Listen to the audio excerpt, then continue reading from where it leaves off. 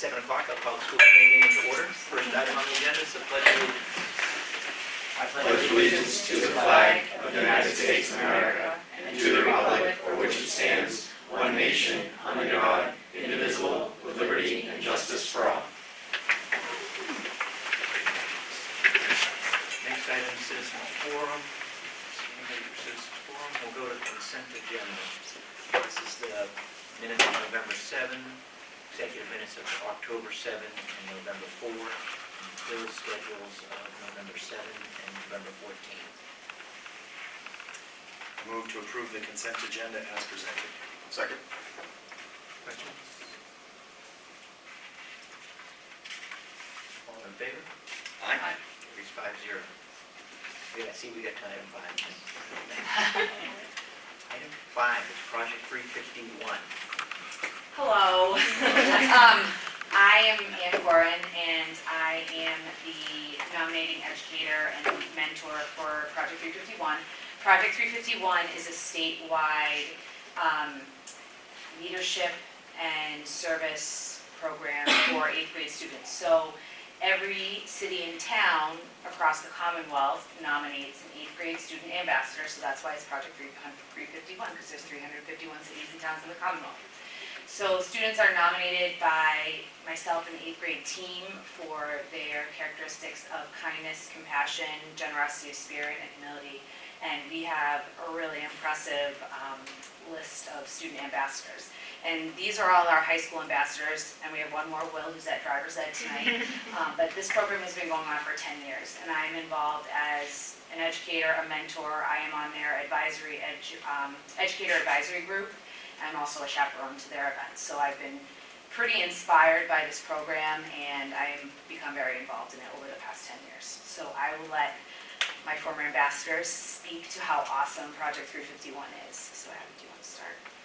Sure, so I'll just tell you a little about my experience. So I was the 2017 ambassador, and I'm very shy, and so going into this was going to be a little bit of a scary experience for me, but it really helped me build my confidence with like public speaking and like relations with adults and that sort of thing.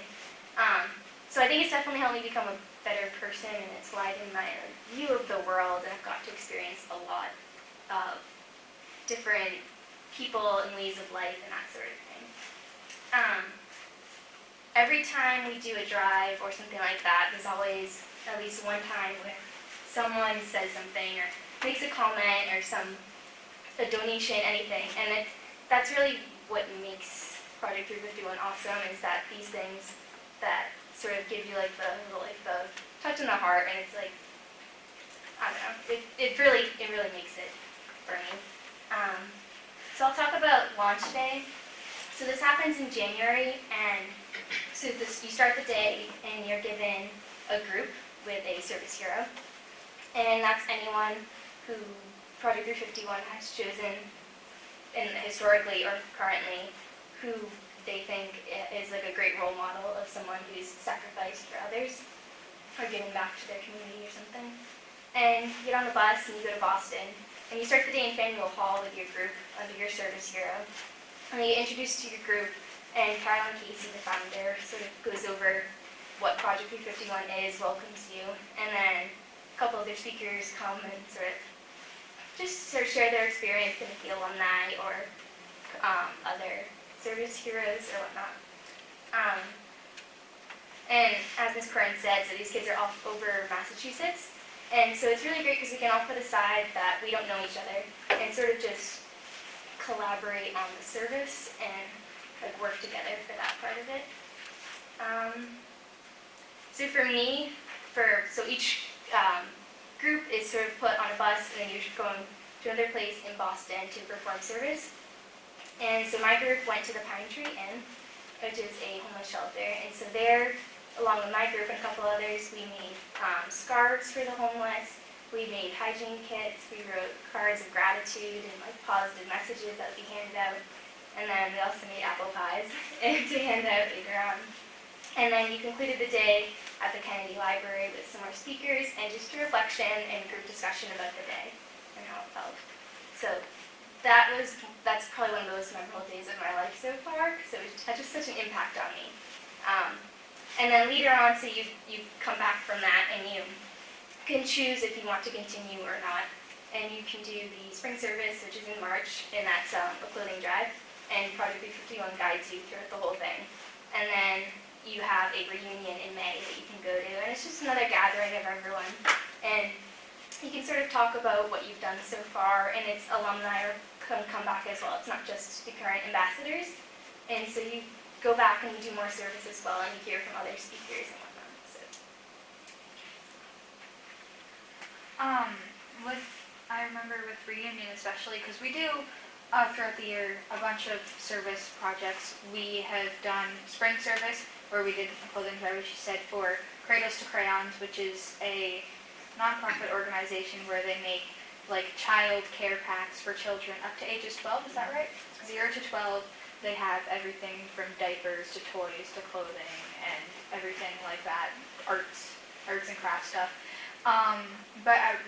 So at launch day, I got to go and like put together all of the child packs. You would get a list with like a child's name and what they needed, and you got to go around with the shopping cart and grab everything and put it in. And it was so amazing. We all worked together. There were so many people there, and just to hear the numbers of what we did at the end of the day was crazy. I got to talk to everybody at Project 351. We didn't get to go to the Kennedy Library. We went back to Faneuil Hall. It was a very cold, snowy day. And so we did that, and that was amazing. We made a huge impact, and that was just our first day of service. And then we did the clothing drive, which was crazy. And then we had reunion, and I got to make cards, and there were like recipes, and you would make like a little gift pack for like senior citizens in need, I believe.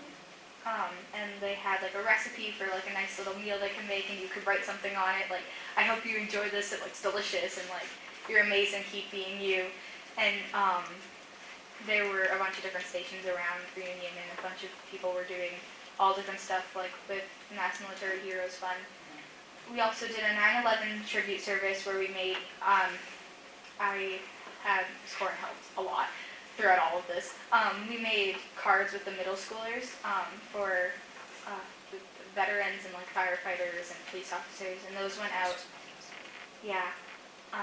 And now we're starting fall service, which we're going to do a food drive for Sutton Food Pantry. And to see overall the numbers of how we as 8th grade ambassadors, now we're freshmen, have done this year is insane, and the number gets bigger every year, so it's crazy. And I'd also just like to chime in on that. Our ambassador, Will Edwards, organized a phenomenal 9/11 tribute service at the Dudley General, and he worked really hard to put it together. Ryan Fatman was there, Joe McKenna was there this year, and he does a really nice ceremony to honor and remember those that serve and victims and the families of the 9/11, and it's really impressive, and I just am so amazed that he put it together, and it's student run. Katie helped this year. They did a really nice job. Hi everyone, my name is Emily. I'm a senior this year, and in 8th grade, Madeline and I were the ambassadors from Sutton. Because I couldn't choose one. So I'm just going to talk a little bit about how Project 351 has changed me, because it really did a lot. So in 8th grade, I was quiet, I was awkward, like a middle schooler, in the Sutton bubble, just living my life, and then Ms. Corrin said, hey, there's this Project 351 thing, and I thought you would be a good ambassador, and she made this little card. It was really sweet. So we went on this big day that Abby explained in Boston, launch day, and it was an experience like I had never had before, because I had been with the same kids, the same 100 kids since kindergarten, and there I was with 350 other kids from across the Commonwealth who were like me, who cared about service, and now I finally had an outlet through which I could do this service, and it was amazing. And in high school, when I was in freshman next year, I joined student council, which has become a huge part of my life and everything I do at Sutton, and they have conferences there, and without Project 351, I never would have been able to get out of my shell and have the confidence to join all of that stuff, and it's just been such an amazing experience, and it has made me, I'm very glad I had Project 351. Yeah, it's definitely helped me a lot. Hi, I'm Madeline, and I'm just going to talk specifically about the clothing drive that Abby mentioned, Spring Service.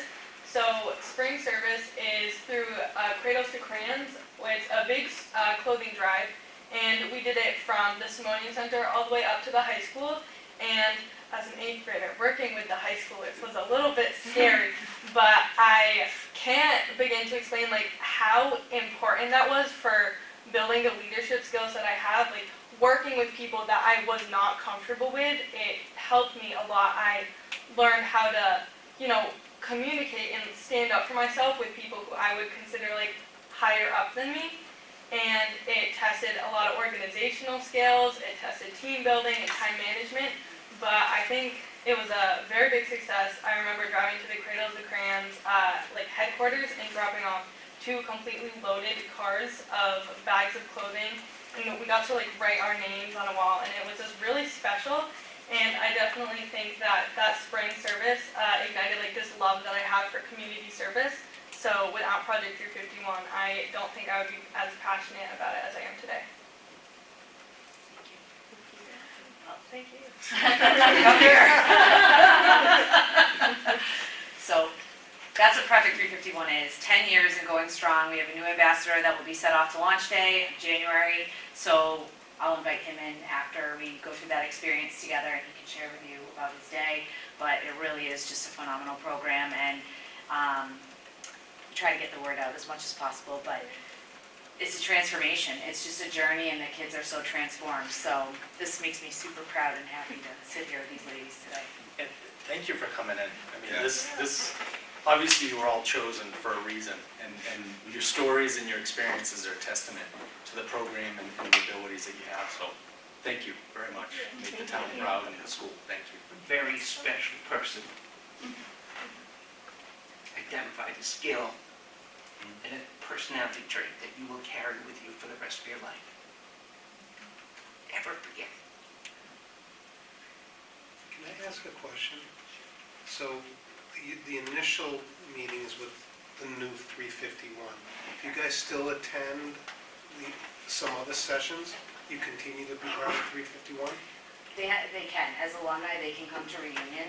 And Project 351 offers, you have to apply for different alumni positions. There's Regional Unity Corps, there's different levels of alumni involvement. And I've written, it's competitive, it's very competitive. We've written letters for, I think, pretty much everyone, but there's just such a, yeah, and Project 351 selects the kids. So we're still waiting, I feel like we have a small town thing a little bit against us, but, but you can stay involved. And I know me and Em, we've stayed involved. We're still friends with people that we met in 8th grade.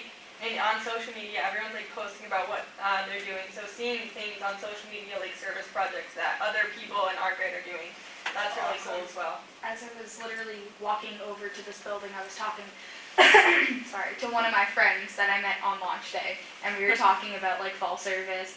And when you sign up for a service thing, they ask some questions why are you empowered to serve, and you answer them, and every time they send out an email for a call, we have a conference call tonight about fall service and stuff, they give a quote of one of the ambassadors that said something, and this week it was my quote. Oh, really? And actually, Will's 9/11 service tribute has made it into multiple Project 351, media blasts and things like that. It's always mentioned when the 9/11 service comes up, so it's really neat. But That's great. Thanks so much. And I think when you see what you've gotten, what you give back, just even to the school, without having to go to the alumni, when you bring that attitude of caring and concern and contributing, it rubs off. So, we see 4 of you here, but everybody you're talking to in the school district is getting a piece of that. It really is, as people say, so important. Always recruited their friends to help, so they're spreading it. And every time you interact with somebody and they see what you're doing, even if it's not your friend, but they're learning, different ways you can be and act. It's just phenomenal. And thank you for my pleasure. It's one of the launch day is one of my favorite days of the year every year.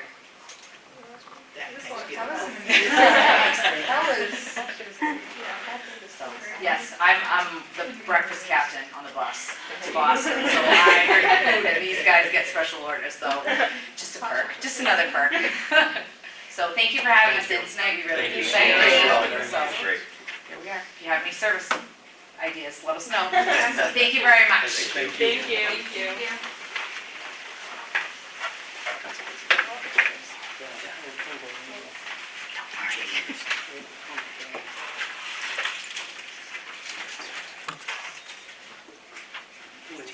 Well, beat that. Am I next? You get to follow that with MCAS scores? Awesome. Next time I'll go first.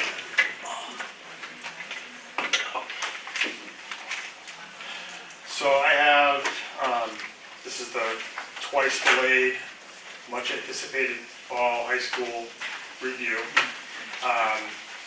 So I tried to pick some things this year that were a little bit new to the school, maybe not just repeating on some of the old highlights that we've done in the past.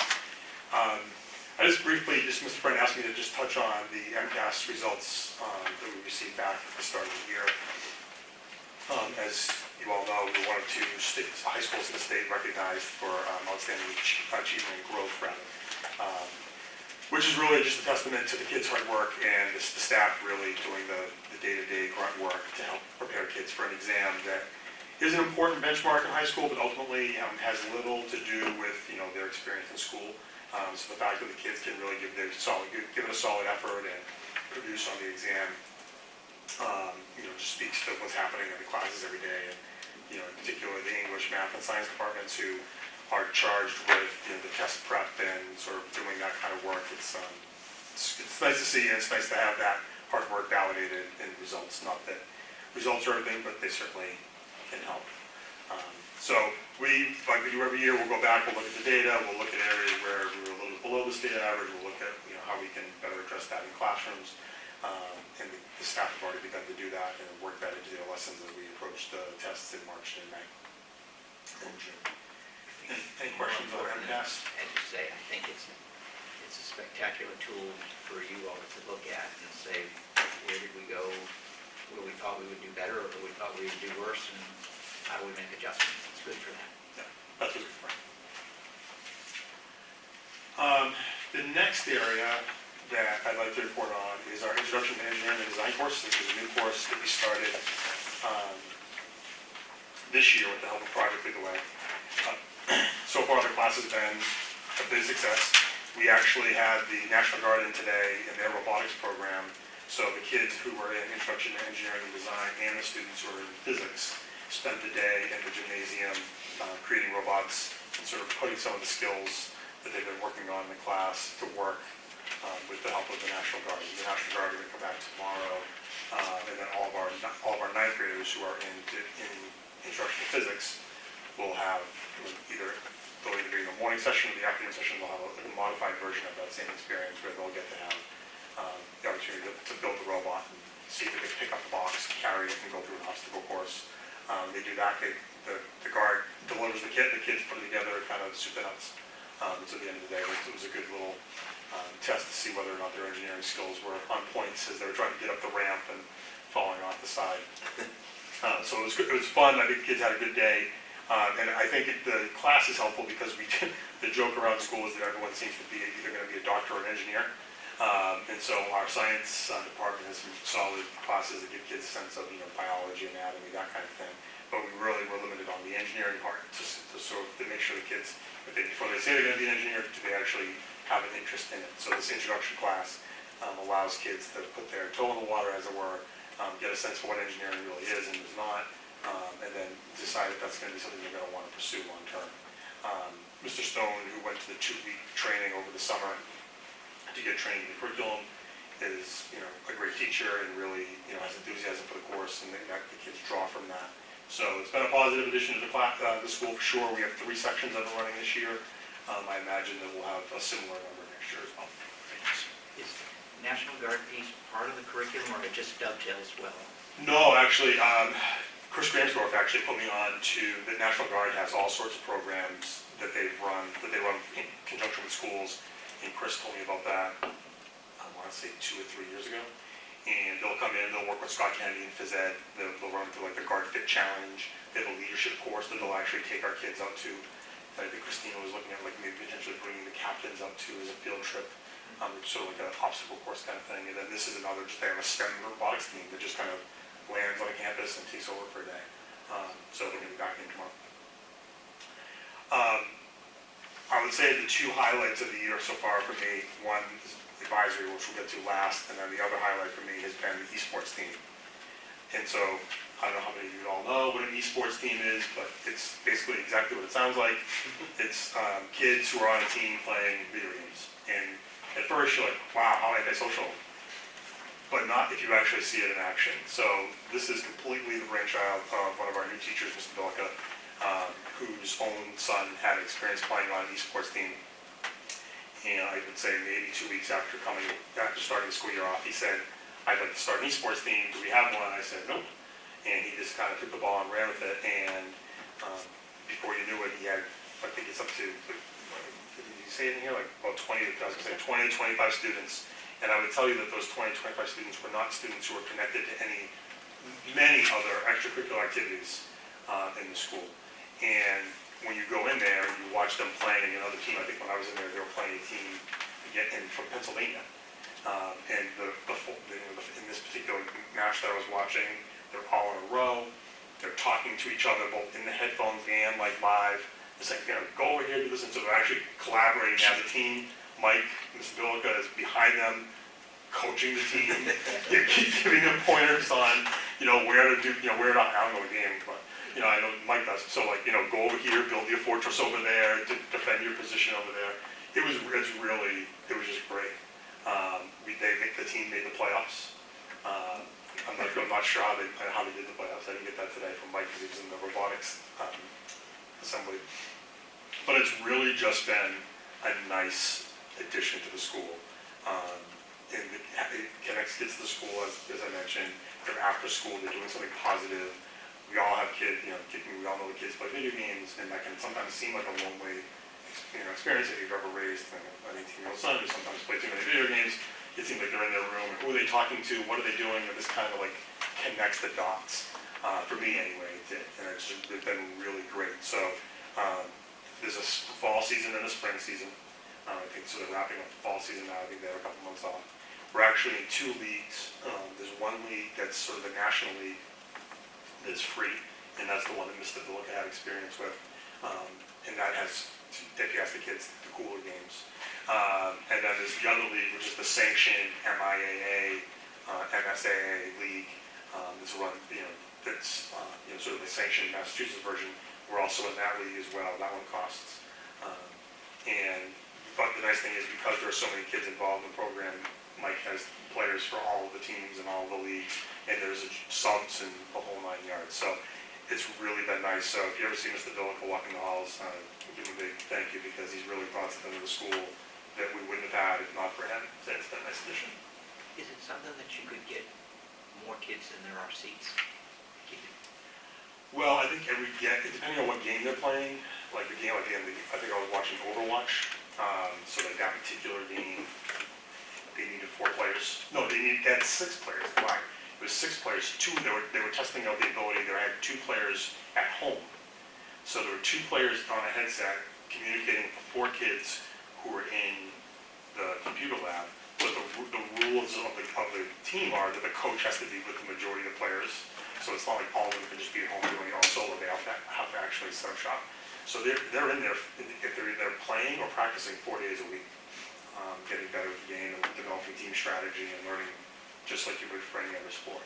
So I don't know how many more players Mike could carry. I think he could carry a couple because depending on who's on sick or whatnot, he doesn't have as many subs as he'd like, but I think he could get more. And I think as it becomes more of a piece of the school, I think one of the neat things about the program was that my joke that I always say is that we often suffer from a big brotheritis. Like if my big brother didn't do it, then we can't possibly do it around here. But this was something that he tried in the first year. He got 25 kids like that. So what he ends up getting going forward, who knows? I think it'd be interesting if there's something analogous to a varsity JV, or if you get to a point, and even if you got into the middle school, if there were feeder leagues, so it's something that's working now. Yeah. But it'd be interesting to see in a couple of years if you really can evolve it into an opportunity for kids who, as you said, hadn't quite found. Yeah, I think the beauty of it is that you really can't play a fall sport and do this. This is a commitment. Yeah. And so it's bringing in a lot of kids who may not ever, they may like to play sports, but they don't want to commit to 5 days a week being out there. It's pretty cool. My son is involved. It's great. He loves it. But the all-important thing to this is that sense of belonging. That's huge. Yep. Now, is there a time limit on it? You mean on the game?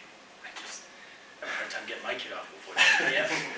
At some point, the school closes. Well, yeah. Well, I mean, they are there a couple hours, so it's not an insignificant amount of time when they're playing. I think each match, now that I'm remembering, the match has a timer. So I think there were like 3 fortresses that they had to overcome. And if they didn't do that in the amount of time, then, how many ever they beat went to their score.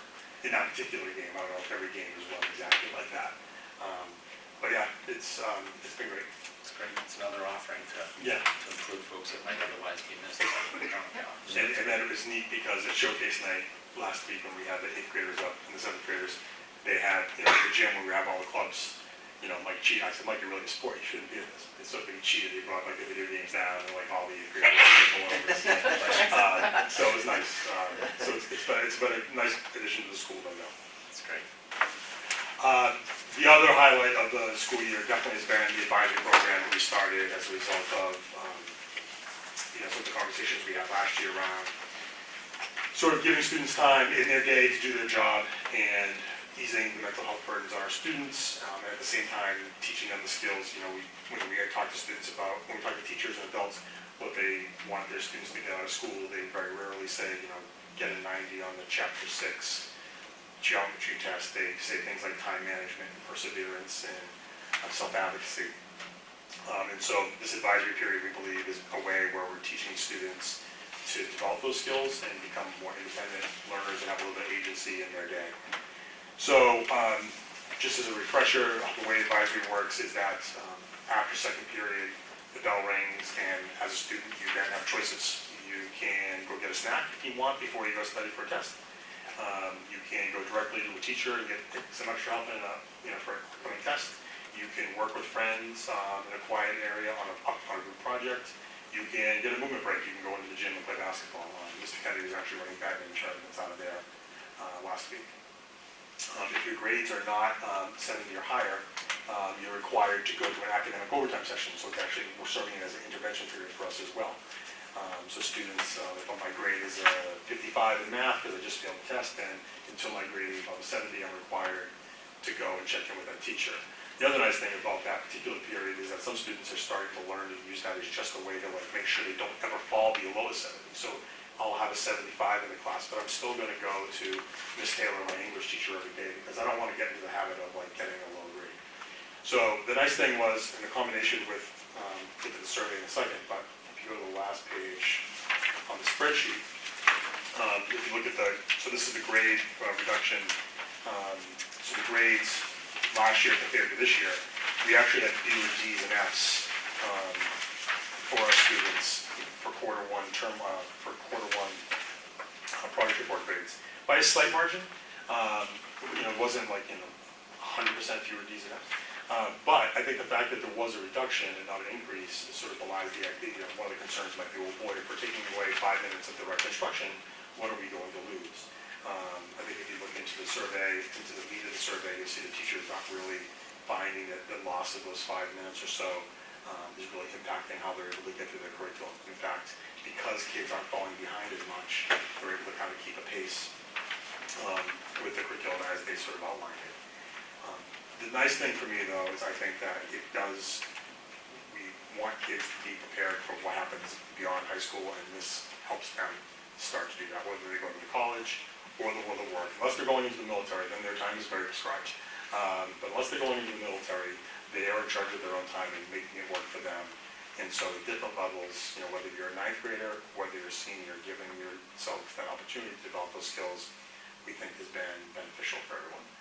So it's definitely still in the beginning stages. But the early feedback, I think it's like 85% of our students say that it reduced their after-school stress. 31 out of 32 teachers feel like it's a positive addition to the school and want to keep it and continue to make it better. To tell us that we're onto something and we're heading in the right direction with the program. So what impact has this had on absenteeism? I have to compare, but I would tell you just from sort of anecdotally looking at the absentee list this year, 2 years ago when the state changed the formula for our rating, we did not get any points for absenteeism. It was horrible. Last year, Dan Delanchamp did a great job really sort of working with families and really getting that number down. So I think we earned 11 out of 12 points for... You earned all 4 points. Oh, we all 4 points. We were all 4 points for every team.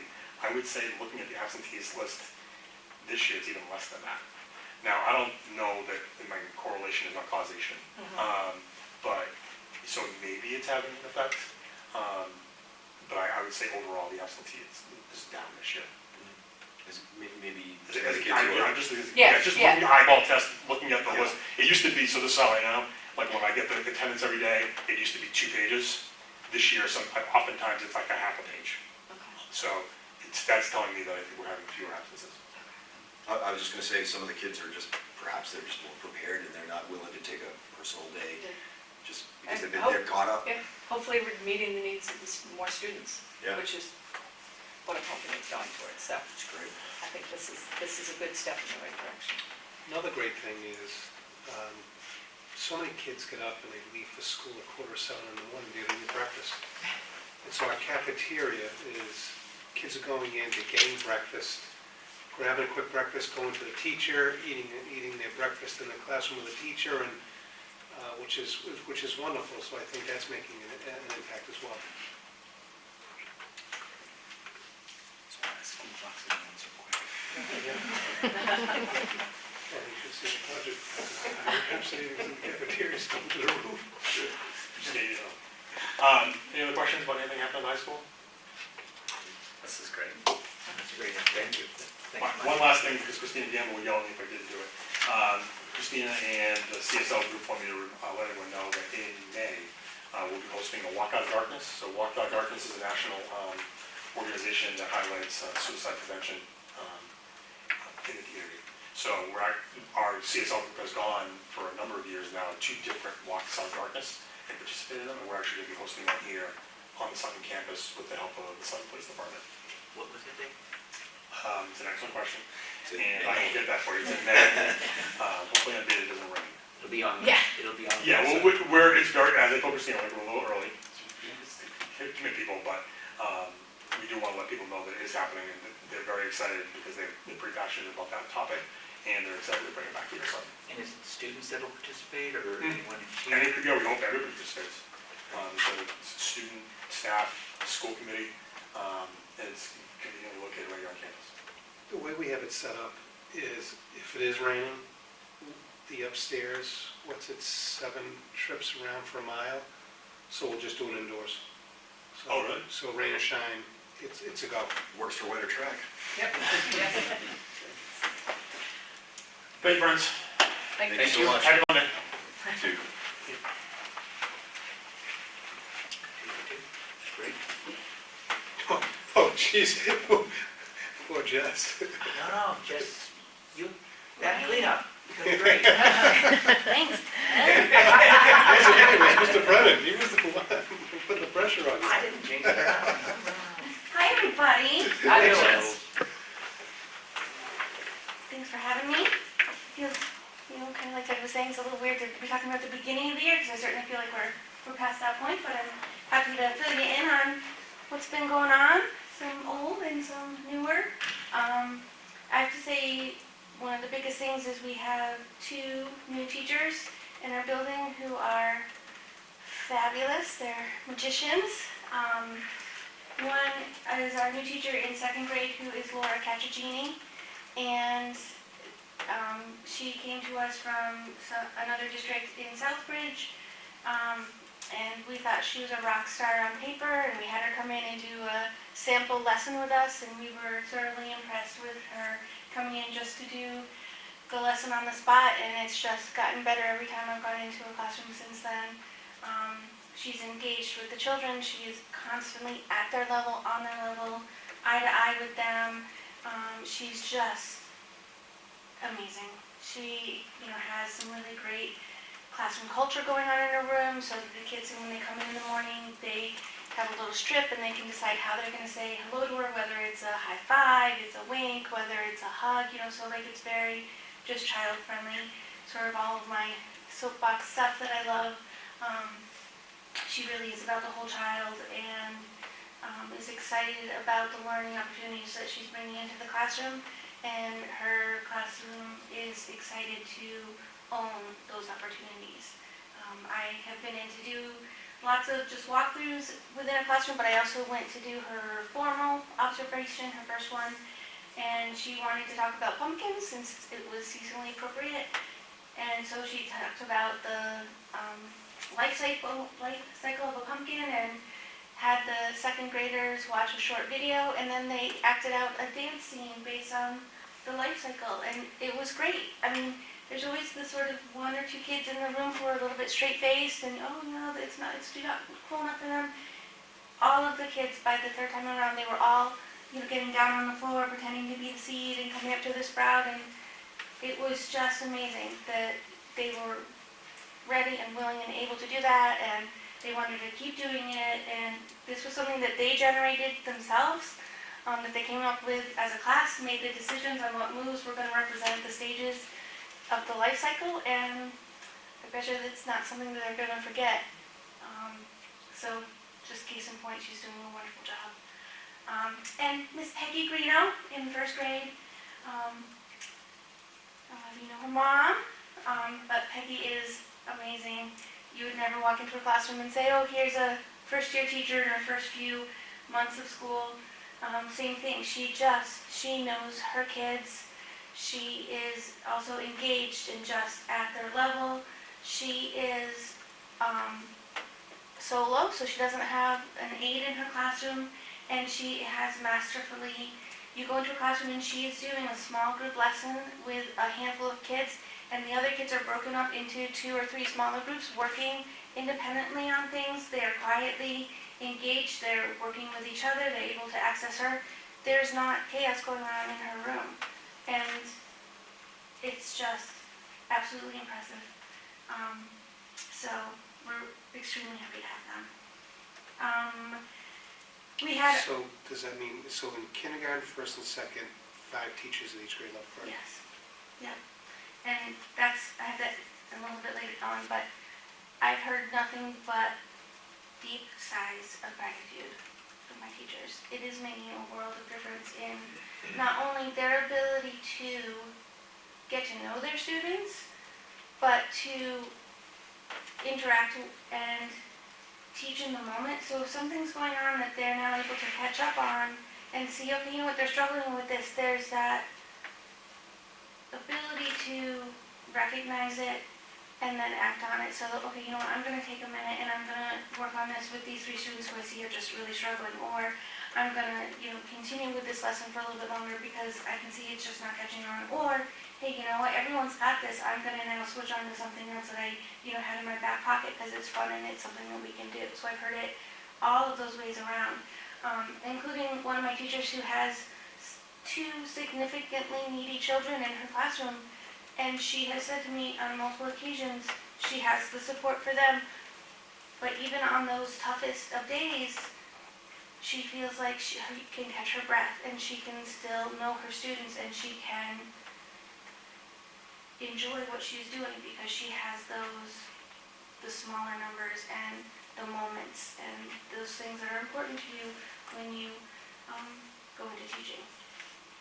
So that's been, I would say, one of the biggest things for us this year is there's definitely been a cultural and a little bit of a shift in terms of the level of stress for my teachers. There's always going to be stress, and they care deeply, so they are deeply invested. But the difference between 18, 19 kids and 25, 26 is, a full, more than you can really express. It's a couple of bulldogs and a, Anyway, we had our kids' night out, which is a PTO event, but it's always one of our first big family events, and it's just so much fun. We have such high attendance. It's great to see. We see families there. It's pre-K to third grade, and it's just nice. We have kids meet up, we have families meet up, and it's just this night-long sort of block party for, the building, and it's just very enjoyable. So that went really well and was well attended as usual. We have in our building this year our two big play items that we got from the SEF grant. So one of them is the musical playground items, which are on the playground. So if you happen to be going around outside and you're hearing some bells and bongos, that's what that is. So those are a nice addition. I really like having those. For some of the kids who don't want to run around as much, and for some kids just to do some expressive stuff, and just another way to express themselves and have some creativity. And we also have the life-size light bright, which is in the lobby. Right now it still says learn, play, grow. But each classroom is going to have the opportunity to design and install their artwork and enjoy that. Is it a great big piece of paper that you slide in? No paper, just the holes in these Really giant. light bulb. Four kids burn their fingers. Stop it. So that's exciting, and also I'm very excited to say this is definitely a newer, something that I wouldn't be able to report on before is from the PTO, they were able to give us a grant. So now it was one for my building, one for Denise's building. Now we have Chromebook carts for each of our grades, 2nd through 5th, which is huge. They bought us 2 carts, and the school tech department bought us a cart. And this is huge because we've been hearing from our teachers for a long time that they really felt the need to have Chromebooks in the classroom so they could start to do some writing on the keyboards. We have the computers class, but it's really not enough of the technical practice to use the keyboard and to become familiar with writing, and especially with some of the online maps that come up quickly in 3rd grade. We really feel like we want to give the children the comfort of using the keyboard and be able to do some fun stuff as well as just becoming more familiar with the keyboards and contributing to some of their newsletters and things like that. So helping them become writers with the keyboard. So what will happen is each grade level has one. It's a 30 bank of Chromebooks, and one teacher will be responsible for sort of collecting it, making sure everything's plugged in and charging overnight, and then the teachers will sign it out and take turns using it. So that was excellent and very happy news. So our sort of testing scores that we use most frequently and that we have just completed at the start of the school year is our MAP scores. And I spent, yes, MAP, it's measures of academic progress. And it is 1st and 2nd grade in my building that complete it, and they do a screening in the fall, mid-year, and then really like the last week of school. So we really get a good read on the kids. What it is it's each children sits at the computer, they have a headset on, and again for my kids, they are interacting with the computer and it's reading things to them. So what it does is it will ask them a question. They do an hour block for math and another hour for reading. And so they can interact with it so that it reads them the question, they can answer the question. And there's been an upgrade in the programming so that it used to be that they could kind of quickly go through and they might not be paying a lot of attention and it would just let them answer. Now it's kind of tells them, oh, we can see that you're not paying attention, please slow down. But what it does is it's individualized in that it's not asking every child the same question. It is rating them so that if they are excelling, they can keep going up and it will go beyond their grade level or beyond what the expected age range is. And if they reach their ceiling sooner than you would think, instead of continuing to push them on, it will flush out more where they are in that area and not overwhelm them or stress them out because they're continuing to get answers wrong. And what was so impressive with this year's scores, I spent a lot of time looking through them.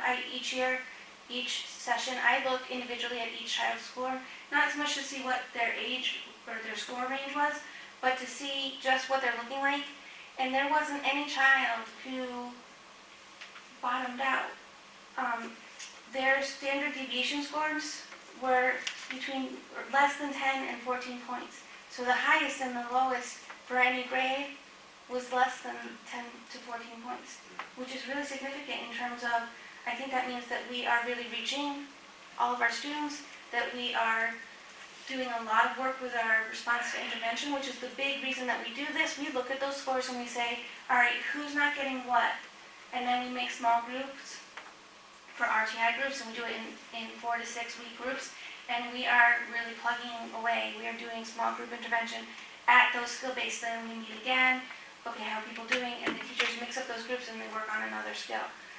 And so to look at those and see that most of the children are scoring, between 10 and 14 points of the grade level mean, and then even less than that from the national score, it's really impressive. It made me feel really good about what we're doing and how we're supporting the kids.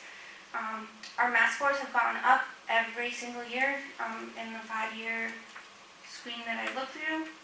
We did have a little dip this year in our reading, and I can't say I know why that is. But we are starting out, with the exception of this year, we're starting out 4 and 5 points in our fall screen higher than we did the year previous. So what the kids are coming in with each year is higher, which again is what we're looking for, what we're hoping for. You look at growth also, because you do it 3 times. Yes. And what it does, there's all kinds of different reports you can pull from it. And so we can see what is the expected growth on a student. Did they make that growth? Did they not make it? And so that will, in the parents' report that we print out for them, the parents can see that as well. So they'll see each year that they've done it, what they're averaging and what their growth is projected to. So it's great information. The kids do not seem stressed by it. We do a whole bunch of sort of pre-teaching to it where they can watch a video and see what it's like. And so I don't feel like it's a huge stress to the kids, which is a good thing.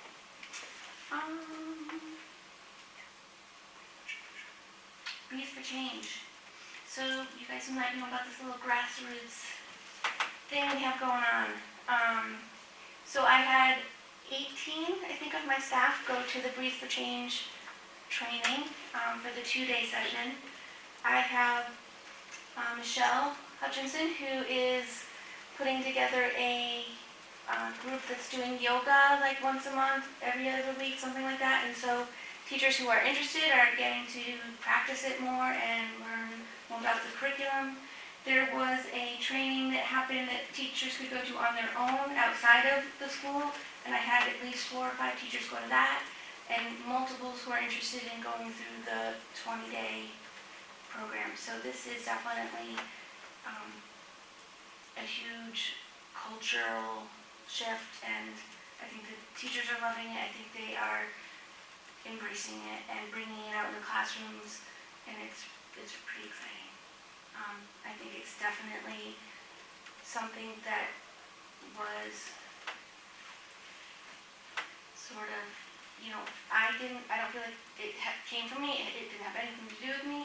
I encouraged it, and it just really has become its own thing that it has caught fire, and I think that that's wonderful.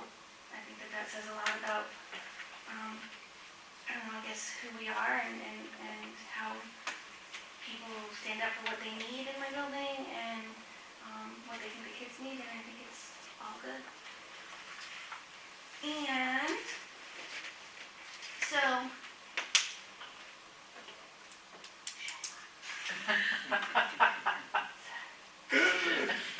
I want to talk about about the Halloween parade, yeah, this is how we should each other, it's okay. I just also want to say we had our Halloween parade in kindergarten and talk about just great childhood experiences. The kindergartners get to strut down the halls and walk in their costumes, and then the first, second, and third grades, they walk through all those halls in my building. Everyone dresses up, so the older kids are clapping for them in their costumes. And I think it says something special that, so their first act here in kindergarten is in a parade, walking through the halls, and then they come back as seniors. They start right back in that same lobby and get cheered again as they're walking through as seniors. Now, I'd like to introduce you to my love. This is Valley. This is my new sweetheart, and this is actually, if you held it this way, this is what it would look like. She sits that close to me every little minute she can. Valley and I have been in our first few classes of just regular dog obedience. She is the kindest soul dog I have ever met. I did get permission from Ted. I brought her here on our full day PD early on just to see what she would be like in the building. And she was amazing. She walked around the gym. She kind of talked to the people who were interested, people who were definitely not interested in talking to her. She gave them space. Dan Schweitzer, big guy, kept walking in and out to get to his office, and she, didn't give him any attention at all. At one point, we walked through one of the hallways, and there was a bunch of kids there.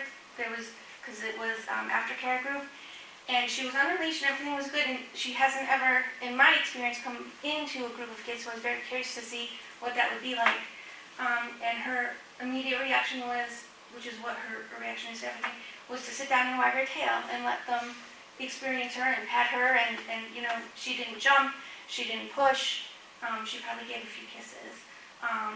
But this is her experience to everything, is to sit and experience it, and she's kind and gentle. We are going through, the process. The person who I'm working with, who I'll be working with all along, says that she can't imagine there's going to be any issues for her getting her therapy certification, but again, that's 2 or 3 classes down the line. But my hope is to finish that and to start to work on basically how I would want to introduce her to the school, and do some reading with the kids, and then do some pre-teaching with the kids on what it would mean to have a working dog at school, and how to do introductions, and to introduce it to the parents in terms of how we would deal with allergies and children who are afraid of dogs, and explain what her purpose here is, and all of those sorts of things. So, that's... How much time? You said a couple more classes, but It won't be before the end of the school year. Because we'll do Canine Good Citizen, and then I have to do the actual therapy class, and I don't know if there's other people interested in it at this point, or if they would just do it with us solo. I don't know. But each class is 6 weeks.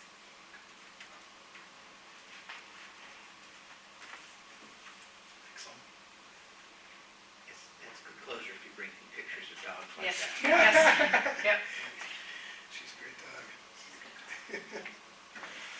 Any questions for me? Have you noticed any change with the students' behavior in the smaller classes? I mean, little kids will be little kids, Right. but is there more energy? Is there more focus? Or is there less distraction? I think there's definitely less distraction. I think their ability to learn how to play together, because believe it or not, they don't come with that anymore, has been radically increased. They are learning the expectations and the routines of school much quicker. And sort of on, not to be negative, but on the flip side of that, the skills that they're picking up and the teaching that's getting done is much more. Our first grade, where the classes were big, they're still struggling in terms of some of the behaviors and being as independent as we would expect them to be and some of those things. So I think, yeah, the sense of continuity in the classrooms is quite noticeably different and improved.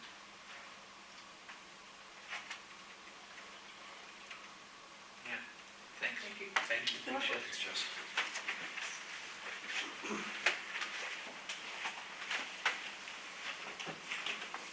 Are you gonna stay and just suggest what Yeah, what attention to. pointers here or there? We'll talk tomorrow. Yes, I'm sure we will. He does Actually, try to. actually, 8:30. Thank you. Thank you. Have a good night. School safety's up next. So just briefly, we had our first quarterly meeting. Went well. We have the fire chief, Paul Manon, who's the emergency response person, the chief of police, all the administrators. We decided that every school will do their own individual lockdown drill and practice to go through it, a couple of walkthroughs, and that took place this fall. The police department is just about to full strength. They've hired a couple of new police officers. One happens to be a trained school resource officer. So it's anticipated that once these police officers become familiar with the town, because, again, they come into a new town, they have to learn the procedures of the police department, and so we're anticipating at some point after the first of the year to have a full-time school resource officer here on campus again.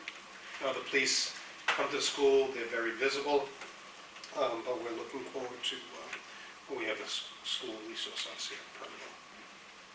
And that's basically what's happened so far.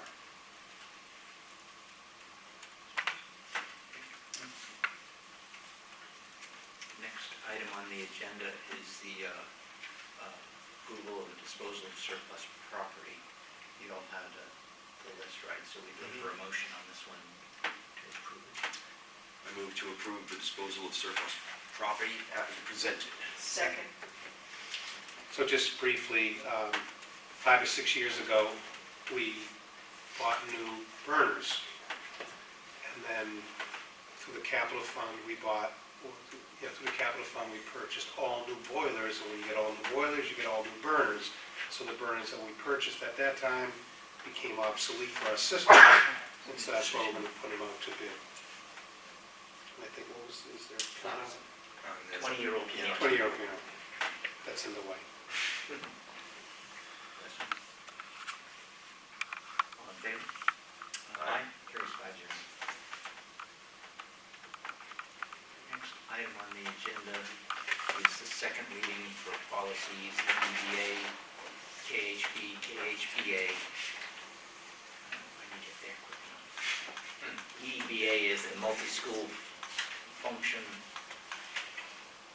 Let me get further. Multifunction school activity. Multi-function school activity bus use policy. Can we call it just the activity bus? That's what we'll call it. Hopefully we'll never look at this policy again. KHP is, One policy. KHP is advertising in schools, and KHPA is sponsorship and advertising, so all those sort of tie in together. It's the second reading, so it'll come back once more. You can get these in the packet on the website if you want to take a look at them, and call somebody on the school board and ask them why the policy reads the way it does, or call Mr. Friend. Did anybody have questions, comments? I have some wording that we talked earlier, revised wording. Right. Bruce did a great job of going through EEBA, and then, he did all the work for us, which is great. Just clarifying all the, butting it up. We had taken this from another town, cleaned up the language.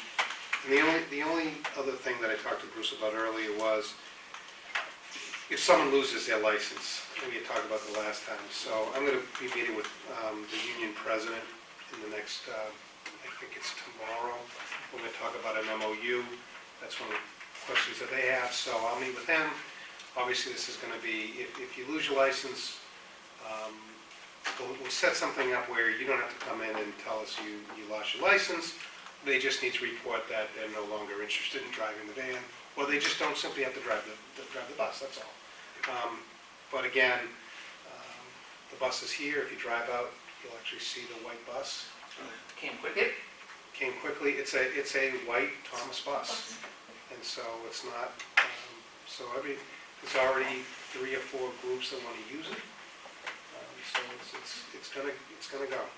That's quick. Pick up in school today. Well, there was a company there was another school that was buying one, and then they backed out of it, so we're able to get it. It was already there. Get a cheese count too. I don't- It doesn't say Douglas on the side. Please, white up.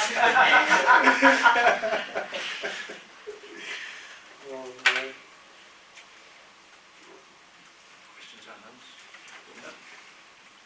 Does that work for folks? Rather than getting into all of the wording, I think it's important on camera if there's really content or intent that we can otherwise pull it out. Next one is the third reading, so this would have motions to adopt JJF and IMG.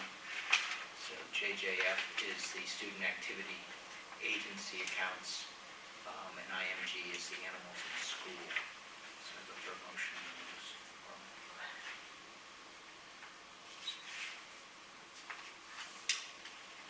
I'll make a motion to adopt policies JJF and IMG as presented. Second.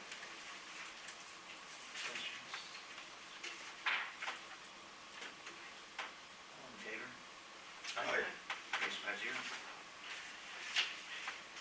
Superintendent's update. Okay. Let me just highlight a few things. The first was the concert the other evening, the choral concert. It was just amazing. It was and for me especially, the 7th and 8th grade chorus, they sang a group of songs from The Sound of Music. It was spectacular. And then they sang Shenandoah. And so they just played such great songs. It was just a great night, well attended. So congratulations to the art department. Ellen Miller came in from the district attorney's office to work with 3rd and 4th and 5th graders on bullying and cyberbullying. She does that every year. We had parent-teachers conference, and they will wrap up. The last date is November 21st.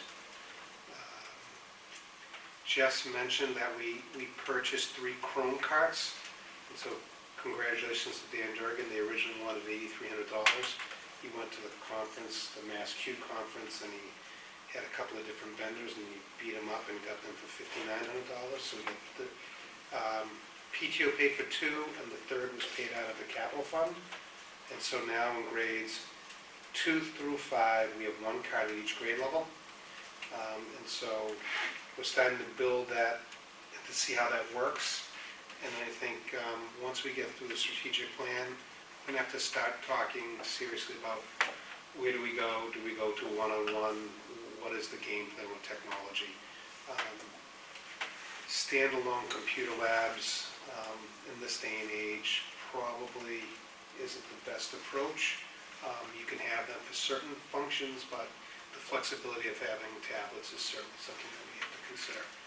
Costs that we can get them for $240 a piece. With the capital fund and how they've supported our school district, we probably have a way to pay for those long-term, which most districts do not. So again, we'll look at what comes out of the strategic plan and make that part of what we recommend. So can you do testing on Chromebooks? Yes, You can. you can. You can do the MCAS test. Okay. You can. So that's one of the reasons why you look at Chromebooks besides just the price. Fall cleanup continues out there. One grounds guy, he does a great job, and we have a student intern who, Riley, who's great, and he's out there working with Sean. And if you go around the building, you'll see that the masonry projects in the back of this building and the stairs on the very far end have been completed through the capital fund, which was fantastic. And Jess mentioned Breathe for Change. It has become a phenomena here.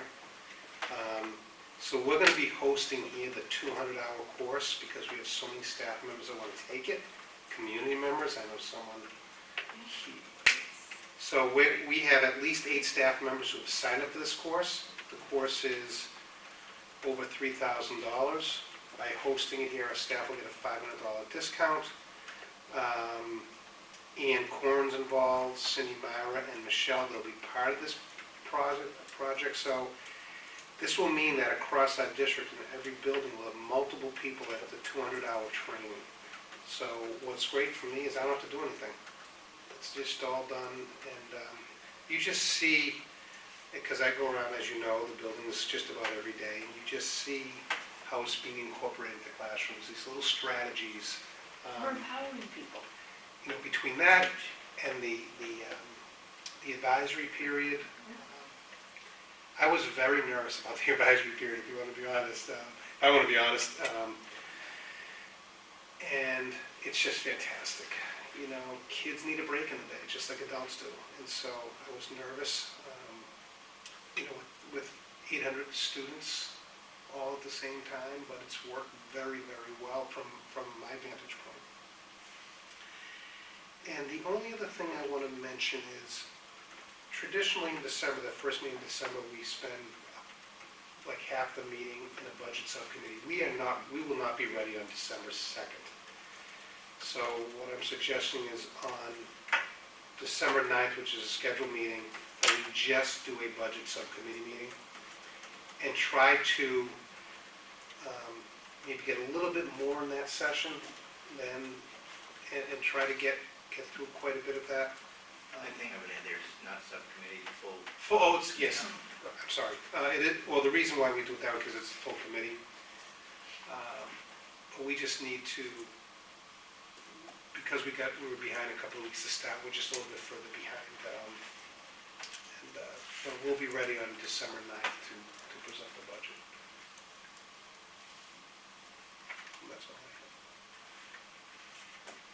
New business, agenda items, action items, desires to see the Monday night football game. Two quick things. Oh, yeah. Congratulations to Jack Moy, a junior who placed third in the state boys golf tournament. That's great. And Jen Casino, a senior who Division II girls district cross country champion and number 7 in the state. That's great. Thanks, good man. Yes. Yeah. Mine's just a reminder, please slow down in the school zone. When the lights are flashing, you should be going slowly. And put your phones away. Yeah, put your phones away as you round the corner so you don't take me out. Am I the only one who hasn't taken the ethics class?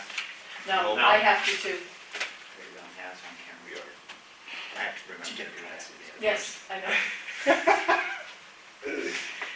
Yes, every 2 years. Working from home. I think I just finished my one for my company, so it's like hanging out now. No, it doesn't apply yet. Yeah.